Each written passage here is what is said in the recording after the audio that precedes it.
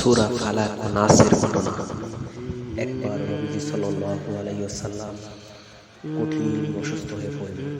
এক রাতে স্বপ্ন দেখলেন দুজন ফেরেশতা এসেছেন।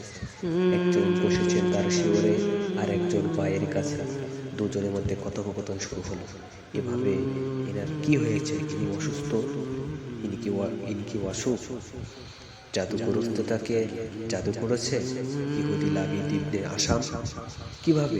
চামড়ার ফিতায় জাদু মন্ত্র করে পাথর চাপা দিয়ে রেখে দেওয়া হয়েছে। অমুক কুফে যাও, সেটিকে বের করে আগুন দিয়ে জ্বালিয়ে দাও। নবীজি সাল্লাল্লাহু আলাইহি ওয়াসাল্লাম ঘুম ভেঙে গেলে সকালবেলা নবীজি সাল্লাল্লাহু আলাইহি ওয়াসাল্লাম কয়েকজন সাহাবাদের নিয়ে কথিত কূপের পাথর চাপা দিয়ে রাখা জাদুকৃত ফিতাটি উদ্ধার করে আনতে বললেন। দেখা গেল ফিতাটির মধ্যে একটি সুতা পেঁচানো রয়েছে। সুতাটি রয়েছে 11টি গিট। এ ঘটনার প্রেক্ষিতে সূরা ফালাক ও নাস অবতীর্ণ হয়েছে। সূরাদ্বয়ের আয়াত সংখ্যা 11। নবীজি সাল্লাল্লাহু আলাইহি ওয়াসাল্লাম একটি করে আয়াত পড়তে লাগলেন, সঙ্গে সঙ্গে খুলে যেতে লাগলো একটি করে গিট। সূরা দুটি শেষ করার সঙ্গে সঙ্গে সমস্ত গিট খুলে গেল।